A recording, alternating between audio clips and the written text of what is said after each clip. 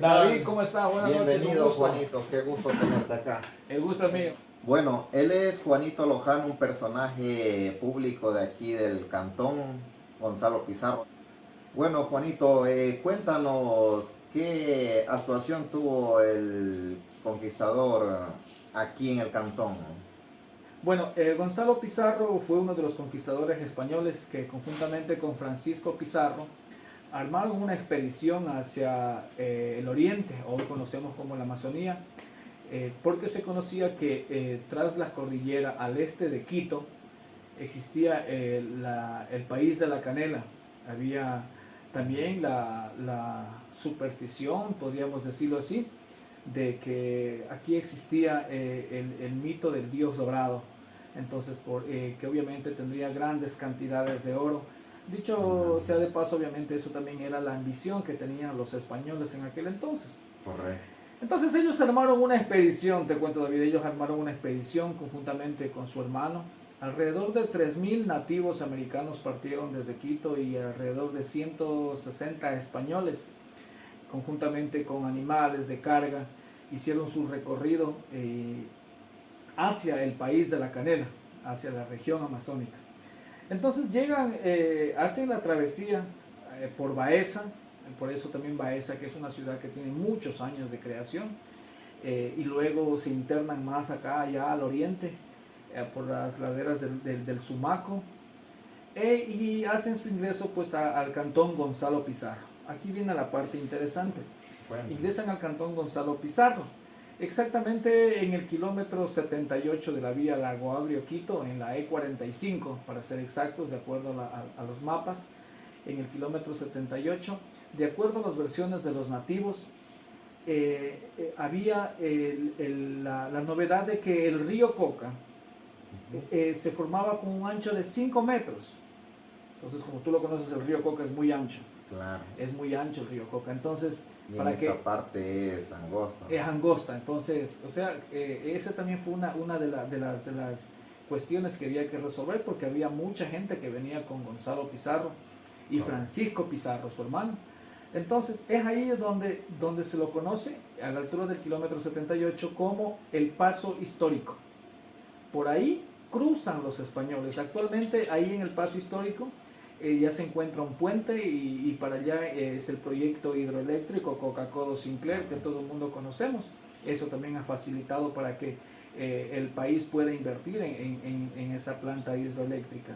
Sí, y yo quisiera incluso invitarte a que conozcas, tú también lo debes conocer. Es muy estrecho, el río Coca se traduce en unos 5 metros de ancho.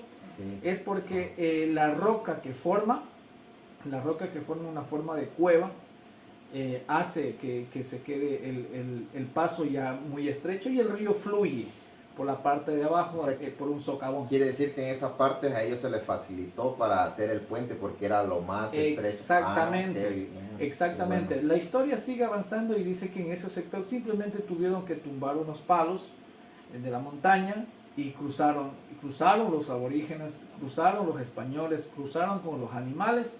Y bueno, y para allá el resto ya es historia. Como todos sabemos, llegaron hasta el río Coca, en la cual pues Gonzalo Pizarro con su hermano hicieron embarcaciones similares a estas.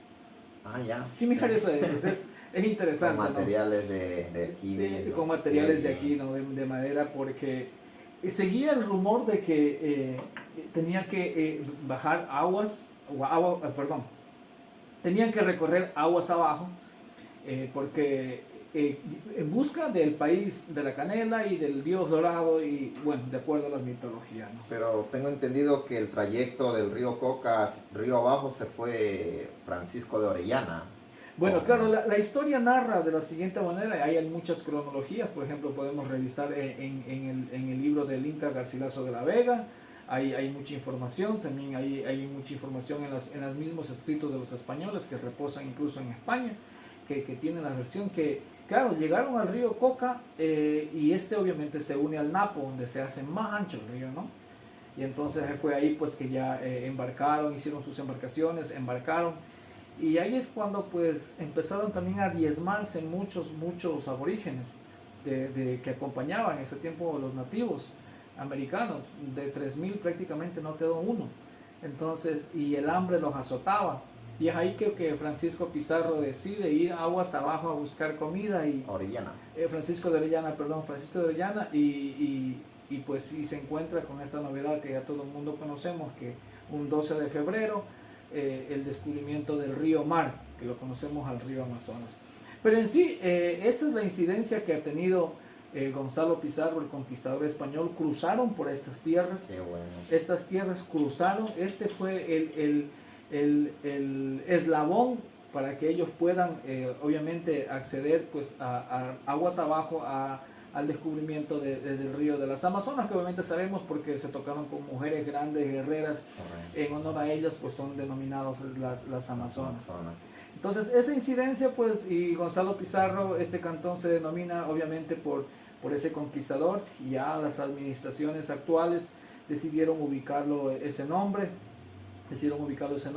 Hay muchas calles también que hay en la Amazonía, tienen nombres de los españoles, obviamente, que de una otra forma nosotros también tenemos el dialecto, el lenguaje que ellos nos heredaron por el tema de la conquista.